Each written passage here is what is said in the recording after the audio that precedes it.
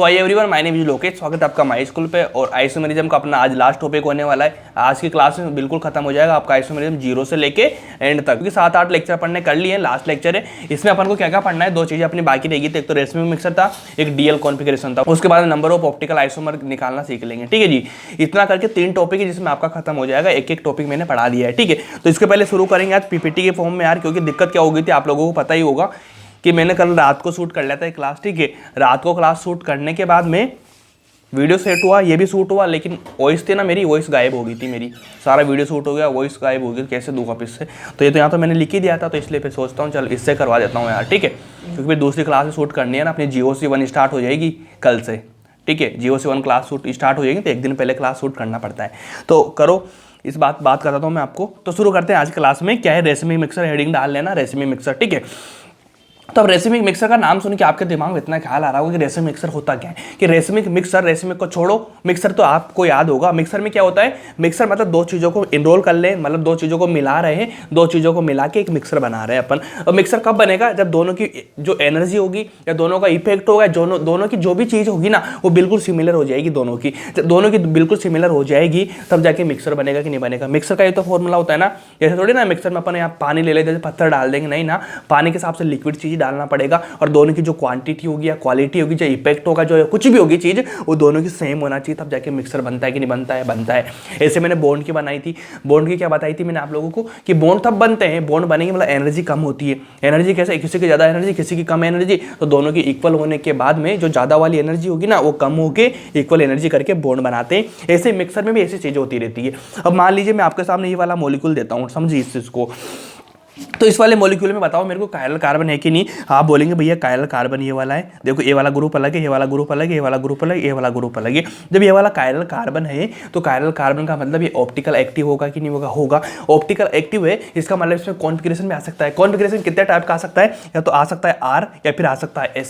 अब आपको पता होगा R का मतलब होता है ऐसे घूमते अपन क्लॉकवाइज में, और S का मतलब होता है ये वाला एंटी क्लॉकवाइज में घूमते हैं, पता है आप लोगों को। तो आप मिक्सर बना रहे हैं इस वाले कॉन्टेंट का, ठीक है, इस वाले कंपाउंड का अगर आप मान लीजिए मिक्सर बना रहे हैं, तो इस वाले कंपाउंड का अगर आप मिक्सर बना रहे हैं, तो इसमें भैया दो तरह के कॉन्फिगरेशन मिलेंगे आपको। मिलाने के बाद में एक इधर घुमाएगा, एक इधर घुमाएगा। ठीक है, एक इधर घुमाएगा, एक इधर घुमाएगा, दोनों ऐसे घुमा रहे कि नहीं घुमा रहे, बिल्कुल घुमा रहे। तो इसी फॉर्म में अगर मैं बात करूं कि कोई सा भी मॉलिक्यूल लिया मैंने, तो रेसिमिक मिक्सर में अपन क्या करेंगे, कोई सा भी मॉलिक्यूल है, कोई सा कंपाउंड लिया, तो उसमें दो तरह के कॉन्फिगरेशन आपको दिखाई देंगे। कौन कौन से देंगे, एक तो देंगे +D, एक देंगे -L। क्या देगा, एक तो +D देगा, एक देगा -L। ठीक है, ये वाली चीज आपको समझ में आई क्या, एक तो क्या समझ में आई +D, उसके बाद में एक -L। तो मैंने यहां से लिया एक तो +D वाला, ठीक है, एक लिया -L वाला कॉन्फ़िगरेशन, क्योंकि भैया R और S दोनों एक में तो नहीं हो सकते हैं ना, आपको भी पता होगा। R कभी इस वाले में R होगा, कभी इस वाले में S होगा, ऐसे चलती थी ना चीज़ें कि भाई इसमें क्या हो गया R है, इसमें क्या हो गया S हो गया। तो दोनों को अगर मिला रहे अपन, मिलाने के बाद इसका मिक्सर बना रहे, मतलब R S दोनों को बना रहे। ऐसे +D का भी सेम रहेगा ये वाला, -L का ये वाला सेम रहेगा, मतलब R S की तरह ही चलेगा। तो इन दोनों को मैंने मिलाया, मिलाने के बाद में इनका जो इफेक्ट था, ठीक है, इन दोनों का इफेक्ट करके क्या हो गया, यहाँ पे मिलकर बना रेसिमिक मिक्सर। क्या बना यहाँ पे, रेसिमिक मिक्सर बना। इस चीज़ में समझ में आएगा आप लोगों को कि एक ऐसे घुमा रहा होगा, एक ऐसे घुमा रहा होगा, ऐसे करके मतलब इनका इफेक्ट बिल्कुल सेम हो गया होगा। अगर मान लीजिए ये वाला ज़्यादा घुमा रहा होगा, ठीक है, ये वाला ज़्यादा घुमा रहा होगा, ये वाला कम घुमा रहा होगा, तो क्या करेगा, ये वाला जो कम है इसका इफेक्ट कम कर देगा। मतलब सपोज करिए यहाँ पे 80% इफेक्ट है इसका 20% है, तो भैया 80 वाले का 20% तो कम कर देगा, मतलब इक्वल कर देगा। तो इसका इफेक्ट टोटल कितना बचेगा, 60% बचेगा, नहीं बचेगा, बचेगा। अगर सपोज करो, तो फिर जब 60% बचेगा, इसका ज़्यादा बचेगा, तो क्या मिक्सर बनेगा कि नहीं बनेगा। मिक्सर में तो क्या बराबर होना चाहिए एनर्जी, मैंने बोली बराबर होना चाहिए। कभी मैं इसका 70% ले लूँ, कभी मैं इसका 30% इफेक्ट ले लेता हूँ, तो क्या करेगा, 70-30 बराबर इक्वल होना चाहिए। तो इसका 70, इसका 30 है, मतलब ये 30 इसका कम कर देगा, मतलब इसका कैंसिल कर देगा ना 30%, तो 30 को कैंसिल कर देगा, कितना बचेगा, 40%। तो क्या 40% बच रहा है, तो इसका अकेला का बच रहा है, दोनों का इक्वल तो नहीं हुआ ना, तो मतलब मिक्सर तो नहीं बनेगा। इसी फॉर्म में अगर मान लीजिए, जैसे मैं बताता हूँ आपको कि मैं लेता हूँ 70% तो लेता हूँ +D का, समझ लेना, ये वाले और ये वाले 80% इसका लेता हूँ, 20% इसका लेता हूँ, तो ये क्या करेगा, इस वाले 20% को, मतलब ये वाला 80% है, इसका 20% को कैंसिल कर देगा, फिर इसका कितना बचेगा, 60% बचेगा, मतलब मिक्सर तो नहीं बना अपना। उसके बाद में मान लीजिए मैं 70% इसका लेता हूँ, 30 इसका लेता हूँ, तो 70 क्या करेगा, 70 वाले जो अपना इफेक्ट दिखाएगा, 30 वाला अपना इफेक्ट दिखाएगा, दिखाने के बाद इसका 30% कम हो जाएगा ये वाला, फिर कितना बचेगा, 40%, फिर भी मिक्सर नहीं बन रहा। फिर मान लीजिए मैं दोनों का लेता हूँ 50%, दोनों को लिया मैंने 50-50%, तो दोनों को लेके भैया दोनों कैंसिल हो चुका, मतलब इधर से रोटेट हुआ, इधर से रोटेट हुआ, दोनों कैंसिल होगा, दोनों मिक्सर बन गया, क्योंकि बराबर हो गया, जीरो होगा दोनों का। अब रोटेट ही नहीं करेंगे कहीं भी, तो मिक्सर बनेगा कि नहीं बनेगा, बन जाएगा, दोनों सेम चीज़ होगी ना, एक दूसरे में इन्वॉल्व होगी ना, बिल्कुल हो गई। तो देखो यहाँ पे 0% बचा, तो अपना यही जो 50-50% में दोनों का बराबर है, इसी को बोलते हैं रेसिमिक मिक्सर। ठीक है, जब रेसिमिक मिक्सर आ जाएगा तो रेसिमिक मिक्सर क्या होता है, ऑप्टिकली इनएक्टिव होता है। इसी चीज में आपको मैंने बताया था भाई, मीजो कंपाउंड्स होते हैं वो भी ऑप्टिकली इनएक्टिव होते हैं। ठीक है, तो क्वेश्चन आएगा ऑप्टिकल एक्टिव या इनएक्टिव, अपन आगे पढ़ेंगे। ऑप्टिकल इनएक्टिव, एक्टिव, या जब मीजो कंपाउंड आएगा फिर रेसिमिक मिक्सर आएगा, या हमेशा ऑप्टिकल इनएक्टिव होगा। ऐसे कंपाउंड देंगे, आपस में मीजो निकाल लो, आपस में रेसिमिक मिक्सर निकालो और आप बता देंगे ऑप्टिकल इनएक्टिव। अब क्वेश्चन आ रहा होगा कि भैया आपने सब तो बता दिया, लेकिन क्या रेसिमिक मिक्सर का क्वेश्चन आएगा तो हम कैसे निकालेंगे, उसका मैं अच्छे से बता दूंगा कैसे निकालना है। एक चीज़ सिंपल है, इसमें कोई दिक्कत वाली बात नहीं है। ठीक है, अब एक इसके बारे में कुछ थ्योरी लिख लीजिए कि इक्विमोलर मिक्सर होता है, इक्विमोलर इनोसोमर का होता है ना, इक्विमोलर होता है। देखो मोलर सेम सेम है, इक्विमोलर हो गया ना। उसके बाद में रेसिमिक मिक्सर क्या होता है, ऑप्टिकल इनएक्टिव होता है। ये भी चीज़ मैंने यहाँ पे लिखवा दी है, थ्योरी के फॉर्म में इसको मैं लिखा सकता हूँ, बिल्कुल। ठीक है, यहाँ पे बता दी रेसिमिक मिक्सर, बस इतना ही था, इसका ज़्यादा कुछ भी नहीं था। अब नेक्स्ट पॉइंट अपना आता है कौन सा, डीएल कॉन्फ़िगरेशन। जैसे अपना आरएस कॉन्फ़िगरेशन था, ईएस था, सिन एंटी था। ठीक है, सिन एंटी था, ओ सिस ट्रांस था, ऐसे बहुत सारे पढ़े अपन ने, पढ़े ना अपन ने, पढ़े कि नहीं पढ़ी बताओ मेरे को, पढ़ा है। तो उसी फॉर्म में ये वाला डीएल कॉन्फ़िगरेशन है। डीएल कॉन्फ़िगरेशन, इन सारे कॉन्फ़िगरेशन सबसे सिंपल है, बहुत आसान है। कैसे होगा, तो सबसे पहले अपन क्या लिखेंगे, applicable for carbohydrate amino acid.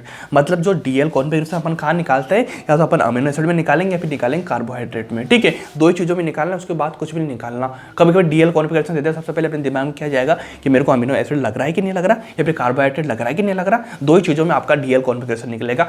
Simple है, बहुत आसान है, बता दूंगा मैं आपको। अगर लिखो it does not have any relation with DL, मतलब बच्चों क्या होता है ना, इस डीएल को सोच के ये इसको भी डीएल कर देता है। भैया ये स्मॉल था, प्लस माइनस वाली चीज आ रही थी, ये सिंपल डीएल है, कॉन्फ़िगरेशन है। ये तो बस रोटेशन करने वाली चीज थी ये तो, है ना, तो इससे कोई इसका रिलेशन नहीं है। उसके बाद लिखो जब आप क्वेश्चन कर रहे होंगे, ठीक है, डीएल कॉन्फ़िगरेशन का, तो डीएल कॉन्फ़िगरेशन का क्वेश्चन देखने पहले आपको दो तीन चीजें देखनी है। क्या देखनी है, पहली देखनी है कि ऑल कार्बन कंटेनिंग, मतलब जो ग्रुप होते हैं ना, ग्रुप लगे होते हैं ना, जैसे लगे होते हैं ना भाई, ये देखो COOH CHO, मतलब जो ग्रुप लगे, यहाँ भी ग्रुप, यहाँ भी ग्रुप, यहाँ भी ग्रुप, यहाँ भी ग्रुप लगे रहेंगे, तो आप समझना कि जो कार्बन कंटेनिंग ग्रुप रहेंगे ना, जिसमें कार्बन रहेगा, ये ग्रुप क्या होना चाहिए, हमेशा इस वाली लाइन पे आना चाहिए, वर्टिकल लाइन पे। यही चीज मैंने लिखा है, all the carbon containing group must be present on vertical line, है ना, और top priority must be present on top position on vertical line. उसके बाद में कार्बन कंटेनिंग कहाँ पे आना चाहिए, इस वाली लाइन पे आना चाहिए। और इसमें क्या होगा, एक चीज तो अपन को क्या देखना है कि कार्बन कंटेनिंग सारी यहाँ आना चाहिए। अगर इधर उधर आ गया ना तो आपको कन्वर्ट करना पड़ेगा, कन्वर्ट करना मैं सिखा दूंगा आप लोगों को, मैंने सिखा भी दिया है, और E1 बताया था ना मैंने, एक्सचेंज वाला। तो एक चीज क्या, कार्बन कंटेनिंग सारी इसमें आना चाहिए, एक चीज तो होगी। उसके बाद भी क्या करना है, सेकंड जो टॉप प्रायोरिटी होता है ग्रुप में, ठीक है ना, सबसे स्ट्रॉन्ग मान लो टॉप प्रायोरिटी पे COOH और CHO में कौन सा टॉप प्रायोरिटी पे, आप बोलेंगे COOH होगा, तो ये हमेशा क्या होगा, टॉप पे आना चाहिए, इस साइड में नीचे नहीं आना चाहिए। क्या आएगा, यहाँ पे आना चाहिए टॉप पे, तब जाके चीज कहलाएगी। ठीक है, दो चीजें ध्यान रखना है, कार्बन कंटेनिंग इस पे आना चाहिए जब डीएल कॉन्फ़िगरेशन देख रहे होंगे, साथ में टॉप प्रायोरिटी वाला टॉप पे आना चाहिए, बिल्कुल ऐसे नीचे नहीं आना चाहिए। ऐसे नीचे लिख दो आप, नहीं CHO COOH तो भैया सबसे पावरफुल होता है ना, सब तो टॉपर पे लिख दिया, CHO तो एंड में आता है, तो ये वाला मैंने लिख दिया। बस इतना देखना, इसमें आपका कॉन्फ़िगरेशन खत्म हो जाएगा। ठीक है जी, ये वाली चीज़ होगी। अब इसके बाद में ये चीज़ देख ली, दो चीज़ें मैंने, तीन चीज़ें नाम लिया था, दो चीज़ें देख ली आपने, कार्बन कंटेनिंग सेम चीज़ें। अब लास्ट पॉइंट है कि भैया कौन सा डी होगा, कौन सा एल होगा।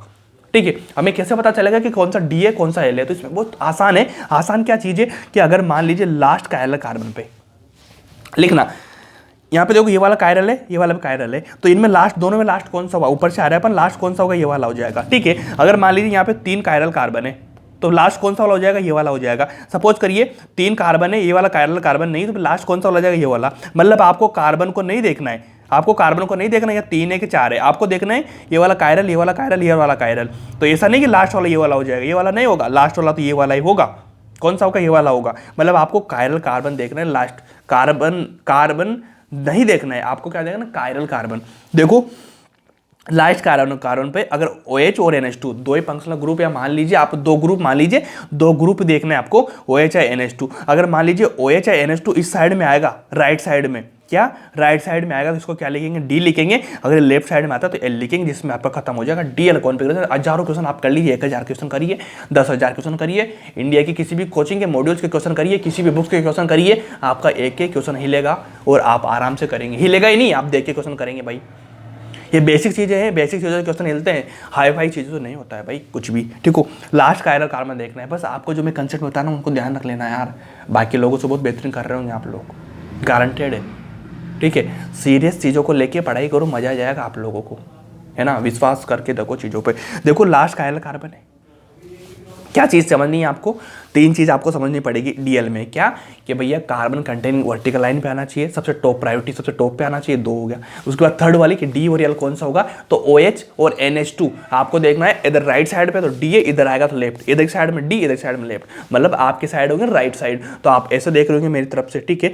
तो राइट साइड पे क्या आना चाहिए, डी आना चाहिए, और लेफ्ट साइड में एल आना चाहिए, हमेशा ध्यान रख लेना। और याद रख लेना लास्ट कायरल कार्बन पे देखना, ऐसा नहीं कि तुम यहाँ पे देख लो, क्या तुम यहाँ पे देख लो, नहीं, ये लास्ट वाले पे, लास्ट वाले कायरल कार्बन पे, ठीक है भाई। देखो कुछ क्वेश्चन कराता हूँ, 1 2 3 4, क्या कायरल कार्बन एक है, बिल्कुल कायरल कार्बन है। अब कायरल कार्बन इसमें तो सिंगल एक ही है कायरल कार्बन, तो इसमें तो भैया देख लीजिए OH या NH2 में से किस साइड जुड़ा हुआ है, राइट साइड में, मैंने डी लिख दिया।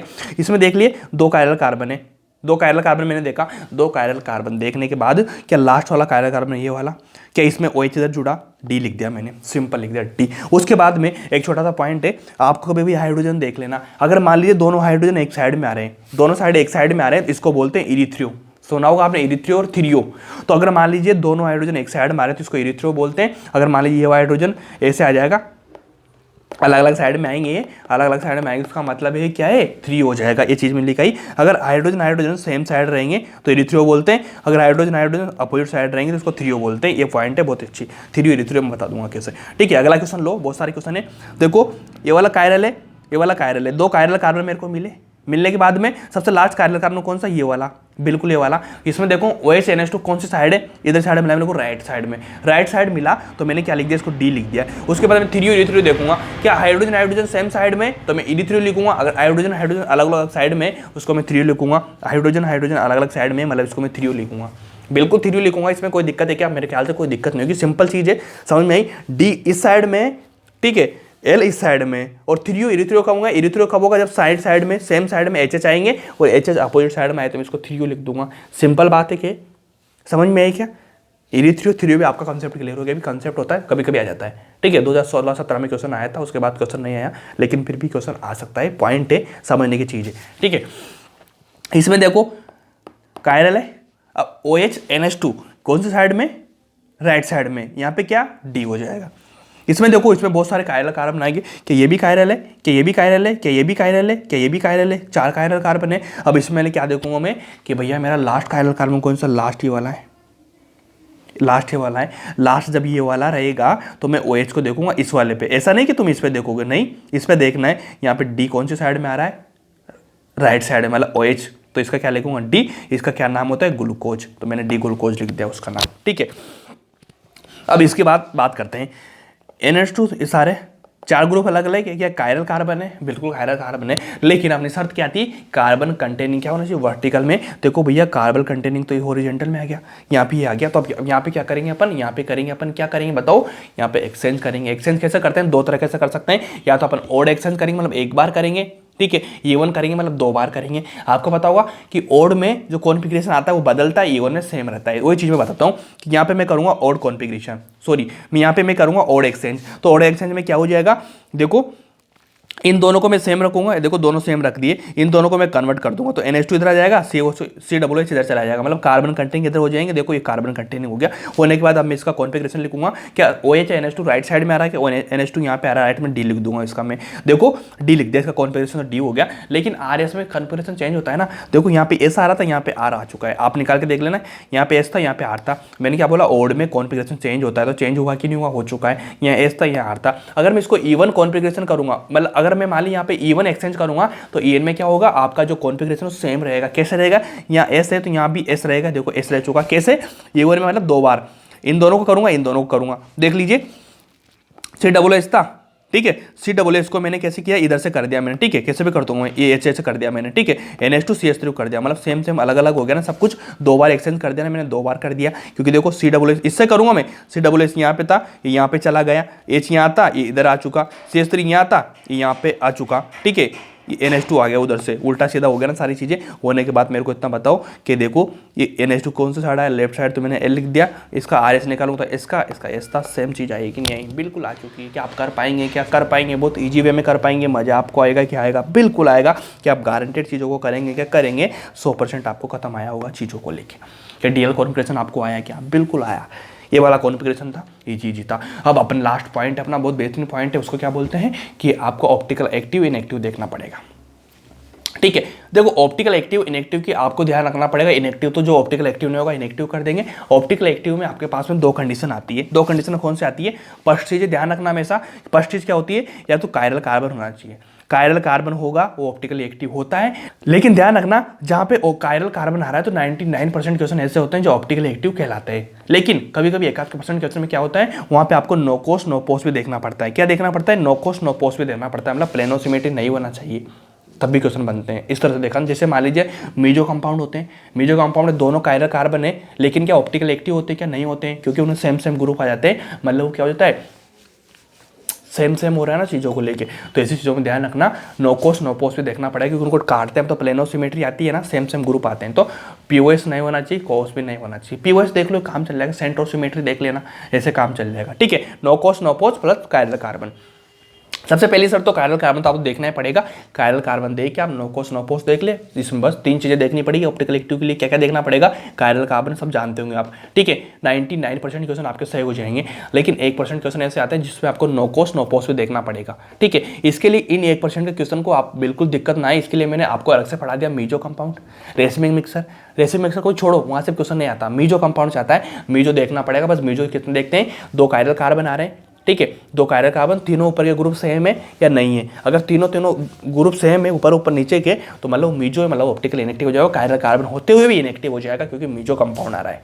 ठीक है जी, इतना ध्यान रखना। क्या सीधे समझ में आएगा आपको? कायरल कार्बन मतलब एक तरफ तो ये आएगा कायरल कार्बन, एक आएगा विदाउट कायरल कार्बन। तो कायरल कार्बन आपको क्या देखना पड़ेगा? देखो कायरल कार्बन सिंगल भी आ सकता है, मल्टीपल भी आ सकता है, 2 वाला भी आ सकता है ना। तो सारे ऑप्टिकल एक्टिव होंगे, सिर्फ आप मीजो एंड लोअर पेन को छोड़कर। कभी कभी क्या होगा, एक सिंगल कायरल कार्बन होगा, 3 ग्रुप जुड़े होंगे, अलग अलग 3 ग्रुप जुड़े होंगे, एक लोन पेयर होगा, तो उस लोन पेयर वालों को भी आप क्या बोल देंगे? इनएक्टिव बोल देंगे, वो पे ऑप्टिकल एक्टिव नहीं होता है। तो मैंने यहाँ पे लिखा दी मीजो एंड लोन पेयर को छोड़कर आल कायरल कार्बन ऑप्टिकल एक्टिव होते हैं। उसके बाद में कभी कभी विदाउट कायरल कार्बन नहीं आएगा, लेकिन वहाँ पे 2 कंडीशन आएगी आपको, ऐसी हॉरिजॉन्टल वर्टिकल वाली। हॉरिजॉन्टल वर्टिकल वाली 2 चीज़ें आएगी। तो देखो हॉरिजॉन्टल वर्टिकल, इनका क्या प्लेन अलग अलग है। अगर यहाँ पे हॉरिजॉन्टल आता सेम प्लेन हो जाएगा। मैंने क्या बोला था, नो कोस नो पोस भी देख सकते हैं अपन। तो देखो ये वाले क्वेश्चन आएंगे कि देखो इनका प्लेन अलग है, इनका प्लेन अलग है, दोनों का प्लेन अलग है। क्या इसमें नो कोस नो पोस आ रहा है? हाँ बिल्कुल आ रहा है। कायरल कार्बन तो भले नहीं होगा, लेकिन नो कोस नो पोस आ रहा है, तो इसको ये क्या अनसिमेट्रिकल हो जाएगा। मैंने एक चीज़ पहले पढ़ाई थी कि अनसिमेट्रिकल ऑप्टिकल एक्टिव होते हैं, सिमेट्रिकल ऑप्टिकल एक्टिव होते हैं। क्या अनसिमेट्रिकल आ रहा है, अनसिमेट्रिकल आ रहा है, मतलब ये ऑप्टिकली एक्टिव हो जाएगा। कभी इस तरह से आता है रिंग फॉर्म में, यहाँ भी सेम हुई है, हॉरिजॉन्टल वर्टिकल, ये प्लेन अलग है, प्लेन है, 2 ही चीज़ें आएगी इसमें। तो यहाँ पे नो कोस नो पोस करके अनसिमेट्रिक कर देंगे और ऑप्टिकल एक्टिव कर देंगे, बस इतना देखना पड़ेगा, काम हो जाएगा आपका। अब अगला क्वेश्चन लेंगे। अब एक क्वेश्चन करिए आप, देखो ये वाली रिंग है, इसमें डबल बॉन्ड है, ठीक है। अब देखो इसको मैं ऐसे काटूंगा तो भैया सेम नहीं होगा, क्योंकि यहाँ पे डबल बॉन्ड एक साइड 2 बॉन्ड आएंगे, एक साइड 1 बॉन्ड आएगा, समझ आई चीज़ में। लेकिन इसको मैं ऐसे काट देता हूँ तो ये वाली रिंग अलग है, ये वाली रिंग अलग है, समझो। यहाँ से काटूंगा तो आएगा कि नहीं आएगा? क्या प्लेन ऑफ सिमेट्री आ रही है, सेम आ रहा है, तो यहाँ पे पोज प्रेजेंट है, ऑप्टिकली इनएक्टिव हो जाएगा, सिमेट्रिकल भी रहेगा। देखो सेम चीज़ है कि नहीं? बिल्कुल है। यहाँ से मैंने काटा तो सेम चीज़ है। चलो अब कुछ क्वेश्चन करते हैं अपन। क्वेश्चन कैसे करेंगे? देखो ये वाला क्वेश्चन लेंगे फर्स्ट में, ये वाला क्वेश्चन लिया, इसमें कायरल कार्बन देखेंगे। देखो इस वाले कायरल कार्बन में एक ग्रुप इधर है, एक ग्रुप इधर है, एक ग्रुप इधर, यहाँ पे हाइड्रोजन जोड़ दूंगा। अब आप लोग को लग रहा होगा ये ग्रुप तो सेम है, तो यहाँ पे डबल बॉन्ड आ गया, अलग हो गया ना। तो भैया 4 ग्रुप है, मतलब कायरल कार्बन है, तो इसको वाई बोल देंगे। इसमें देखो एक ग्रुप अलग ये है, चारों ग्रुप अलग है, ऑप्टिकल एक्टिव होगा, कायरल कार्बन आ रहा है। इसमें देखो यहाँ पे क्या आएगा, एक ग्रुप, ये ग्रुप, यहाँ पे हाइड्रोजन लगा दूंगा मैं, 4 ग्रुप अलग है, इसके भी 4 ग्रुप अलग है, मतलब दोनों कायरल कार्बन है, ऑप्टिकल एक्टिव हो जाएगा। इसका देखो कायरल कार्बन, ठीक है। अब इसमें क्या देखना पड़े, ऐसे कंपाउंड मीजो होते हैं ना, मीजो देखूंगा, मीजो में क्या होता है, एक ग्रुप तीनों सेम आना चाहिए, तेरह ग्रुप सेम आना चाहिए। तो देखो ये ग्रुप ये दो सेम है, लेकिन ये वाला अलग है, मतलब ये ऑप्टिकली एक्टिव होगा, क्योंकि यहाँ पे कायरल कार्बन है, लेकिन क्या है, मीजो नहीं है, मतलब ऑप्टिकल एक्टिव होगा। इसको देखो ये वाला लिया मैंने HOH, ठीक है, एक ग्रुप 2 ग्रुप सेम हो गया। इसके बाद एक ग्रुप ये वाला हो गया, एक ग्रुप ये वाला हो गया। क्या ये ऑप्टिकल एक्टिव है, मतलब कायरल कार्बन, हाँ कायरल है। इसके देखो इसमें OHS सेम आ रहा है, एक ग्रुप सेम है, मतलब इसमें देखो सारे ग्रुप तीन तीन ग्रुप, इधर के ग्रुप सेम है, मतलब देखो तीन तीन चारों ग्रुप आ रहे हैं। ऑप्टिकल एक्टिव तो है, मतलब कायरल कार्बन तो है, लेकिन मेजो कंपाउंड कहला जाएगा, मेजो तो ऑप्टिकल इनएक्टिव हो जाएगा।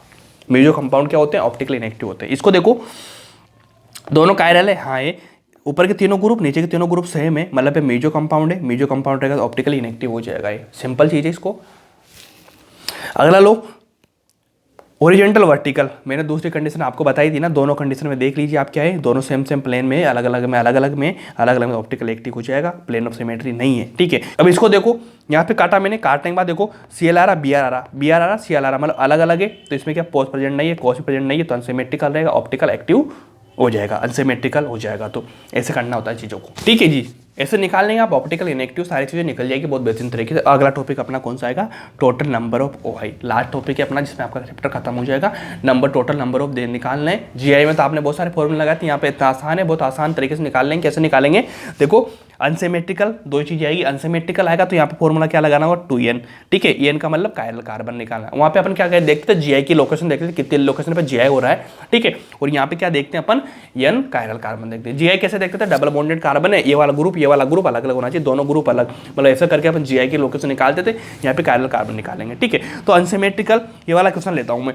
देखो ये वाला कायरल कार्बन है, ये वाला कायरल कार्बन है, ठीक है। अब ये वाला कायरल कार्बन अनसिमेट्रिकल है कि नहीं? अब बच्चों को लग रहा होगा कि भैया यहाँ पे CH3 है, यहाँ भी CH3, तो भैया सिमेट्रिकल है, लेकिन ध्यान रखो इस वाले कार्बन को देखेंगे ना, इस वाले कार्बन से जुड़े हुए हैं ग्रुप, तो देखो इससे जुड़ा हुआ है CH3H, यहाँ पे Cl जुड़ा है, यहाँ पे OH जुड़ा है, ठीक है। तो अलग अलग हुआ है कि नहीं? अनसिमेट्रिकल हो गया। अब कायरल कार्बन कितने? 2, तो N की वैल्यू कितनी? 2, यहाँ पे 2 × 2 करा मैंने, तो कितना आ गया? 4 आ गया।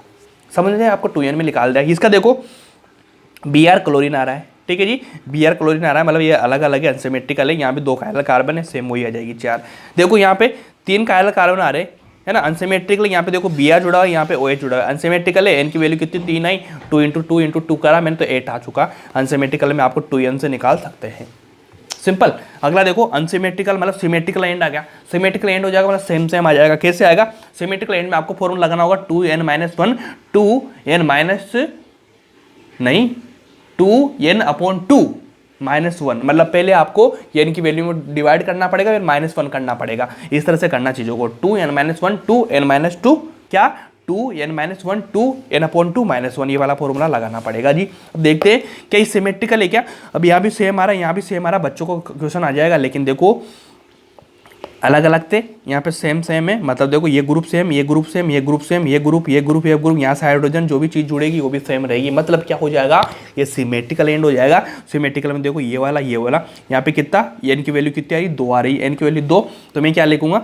यहाँ पे n की वैल्यू 2 रखूंगा, तो 2 - 1 कितना आ जाएगा? 1, तो 2 का 2 आ जाएगा, 2 की -1, ठीक है। यहाँ पे लिखूंगा 2, है ना, 2 की पावर यहाँ 2 लिखूंगा, 2 में से 2 करेंगे 1 आएगा, 1 में से 1 घटाएंगे 0 बचेगा। 2 की पावर 0, 2 की पावर 0 का मतलब होता है 1।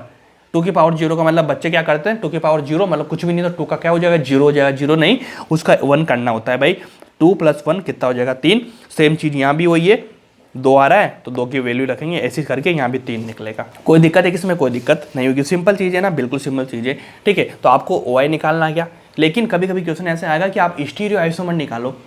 टोटल स्टीरियो आइसोमर कितने होंगे? तो भैया स्टीरियो आइसोमर में तो आपको पता होगा 2 चीज़ें आती है, तो GI आती है, OI आती है। तो आपको GI निकालना है, OI निकालना है, दोनों निकाल के आप कर लेंगे। पहले GI निकालेंगे, कितने नंबर आ रहे हैं, OI के कितने नंबर आ रहे हैं, दोनों को टोटल कर देंगे, जिसमें स्टीरियो आइसोमर निकल जाएंगे। जैसे क्वेश्चन लेता हूँ, स्टीरियो आइसोमर में GI OI दोनों होंगे, है ना। GI को कैसे निकालते हैं अपन? लोकेशन देख के। OI को कैसे निकालते हैं? कायरल कार्बन देखते हैं। CC का मतलब कायरल कार्बन हो जाएगा, ठीक है जी भाई। ये चीज़ समझ में आई आप लोगों को ईजी वे में, ठीक है। अब इसका बताओ मेरे को, इसका क्या बताएंगे कि यहाँ पे GI है, मैं बोलूँगा हाँ GI हो रहा है, क्योंकि ये वाला ग्रुप अलग, ये वाला अलग, ये वाला अलग, ये वाला ग्रुप अलग है, ठीक है। तो भैया एक यहाँ पे GI हो जाएगा। एक तो GI की लोकेशन आएगी मेरे पास में। कायरल कार्बन यहाँ पे होगा कि नहीं होगा?